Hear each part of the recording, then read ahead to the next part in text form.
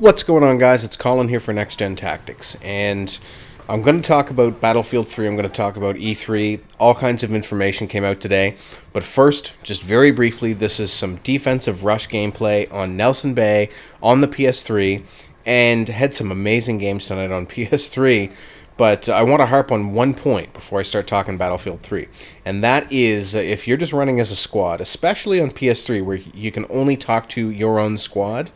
If there's two MCOM stations and one of them's in a destructible environment, then defend the other one. And that's pretty much the principle that we followed throughout this game. And, well, you'll see the result at the end. And I'm going to have to edit this down to fit the commentary. But that's it for this gameplay. Let's talk about Battlefield 3. Lots of really cool stuff came out today. So I was watching the Battlefield 3 live stream, which showed a lot of footage from the multiplayer room. So a bunch of people from the media obviously were able to get in and play the game. And by and large, there were a lot of pretty terrible players. I'm not going to lie. But we did get to see some features and get some information out of it. And the gameplay looked good from what we can see.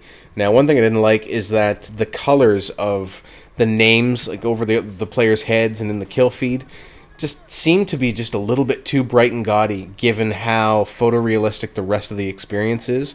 But that's a minor point, and it's like in pre-alpha phase right now. So I'm sure that they can incorporate that feedback and make the colors a little less obnoxious on the text that appears in the game. But everything else looks absolutely beautiful. Now, they've confirmed 3 game types so far, and Gento sort of winked and tweeted out, that's Daniel Matros, the community manager, that more to come. And they have confirmed Team Deathmatch, and Conquest, and Rush. And the playable map was Operation Metro, and that was actually a Rush game, although you didn't really get to see how the Rush game plays out because, a lot of the people were like sprinting away from objectives and just kind of trying to get their bearings and didn't really know what was going on. But some very interesting things did become confirmed today.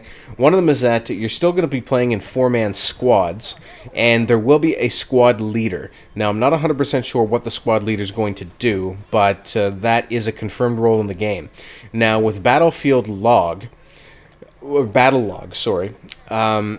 going to add some enhanced features around creating platoons of friends and using VoIP communications and that sort of thing. So hopefully that'll provide a workaround for the limitation of having a 4-man squad, because, I suppose on the console it's going to have the same number of players as Bad Company 2, but when you get into PC, when you're playing like 32v32 or these huge games, then you can't have that many squads, and it would be nice to communicate squad to squad. So I'm hoping that there's a solution for squads to communicate. They didn't give away that information, but I'm sure there's a solution, and probably provided through Battlelog. We're just going to have to see how that plays out. Now, the gameplay looks awesome. Everyone who's commented on it says the detail's amazing. It's the most intense, immersive experience that they've seen in online multiplayer. So one thing that they have tweaked is the class setup that you'd be familiar with from Bad Company 2 most recently, and what they've done is kind of combine the role of the assault and the medic. So those guys carrying assault rifles, they will have the medic function, be able to heal themselves, pick up teammates, and that sort of thing. And there's now a support class, and that's the class that's going to carry the light machine guns. Now, what they're going to do is actually something really cool. They're going to implement visual effects so that when you're actually laying down suppressive fire, that's going to have a visual impact on the enemy. So, that's just going to add a new layer of strategy and tactics into the game. Now, talking about the medic function, you will now have the option to opt out of a revive, which is fantastic. I mean, that's going to prevent you from getting picked up by Rambo revivers that are just going around for points and pick you up in the line of enemy fire. So obviously DICE is listening to the feedback. They know that this is kind of an issue that frustrates people, and so to balance that out, they're going to implement the ability to opt out. That's really cool.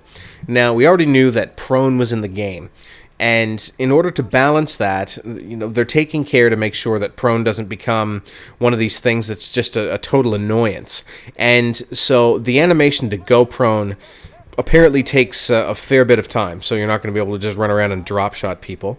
And if you're laying prone off in the distance, if an enemy looks in your direction, then they're going to see a flash of light coming off of your gun sight. So whether that's a scope or whatever, they're going to be able to pick up on your location and spot you and take you down. So hopefully that'll balance prone, but it'll give you the ability in close quarters to kind of lay prone behind cover, which is going to add to the realism. Now, that was taken out of the Bad Company series, and it also wasn't in Medal of Honor, presumably to sort of speed up the pace of the gameplay.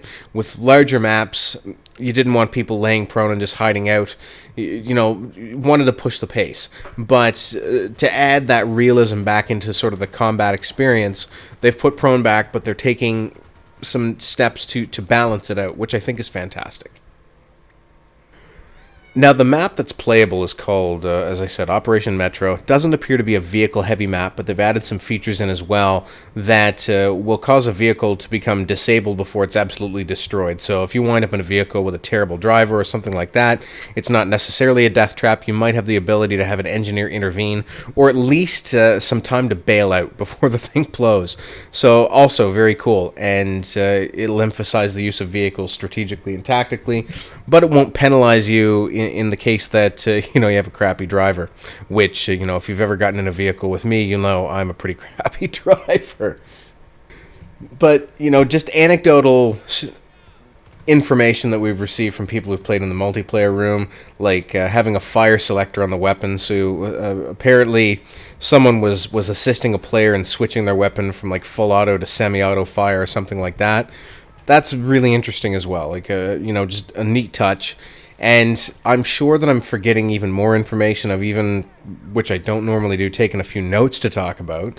But overall, people who were interviewed about their experience playing the game, it plays amazing, very smooth. The animations are fantastic, just unlike anything that they've seen in another multiplayer. So I'm super excited. And whenever you get pumped up about a game, and then you start to see footage, kind of sometimes it can really let you down.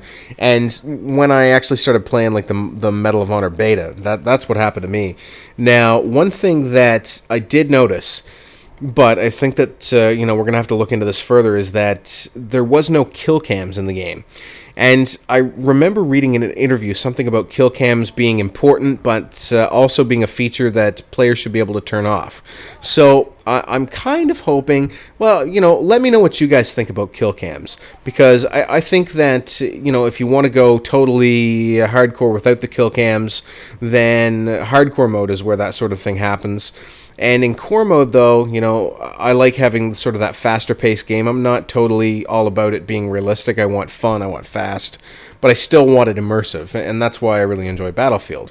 Now, if I just wanted fun, mindless shooting, then I'd go play Call of Duty, but that's obviously not what I've opted to do.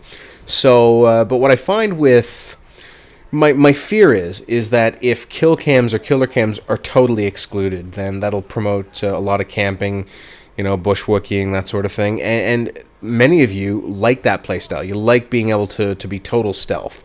And that's cool. But, for me, I would like to at least have the option to play a game type with it. I'd like to try it with and without and just see, how the two play out. So that was kind of interesting to see. And you got to see a lot of the media players dying a lot. So there was plenty of evidence that there was no kill cam. And anyway, that's about it from what I recall watching. So if I've missed anything, I do apologize, and I'll be making lots more videos to talk about these sorts of things. Be playing some Battlefield 2 to talk more about Battlefield 3, etc. So I hope you enjoyed, guys. I hope you're as excited as I am, and leave comments. Let me know if you have information that I may have missed, and let's have a chat. What do you think, based on what you've seen? That's it for me for tonight, I think, guys. Cheers. We'll talk soon. Whoa. I'm going to put a little addendum onto this commentary, and there might be more than one addendum, but this is the first addendum. They were talking about the developers about the destruction, and when I listened back to my commentary, I realized that I forgot about this. So the destruction's actually going to be situational and variable.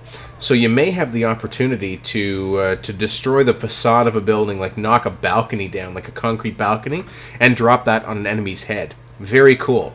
Also, melee system. The knife is, I think that there's a fast knife option, which is something that was in the control scheme when they were interviewing some of the people playing. But there also appears to be sort of a more detailed melee system that maybe something like the humiliation kills in like Halo. So melee system appears to be tweaked. The destruction is even more intricate. I'm hoping that that's it for now, but I'm going to make more videos. So I'm going to talk about this in even more detail. That's really it for me. Good night. Hey guys, we now have our own website. Actually, we've always had our own website, but why not follow us on there? There you'll find all our videos conveniently sorted into playlists by game, as well as videos from many other directors that are part of our NGT network.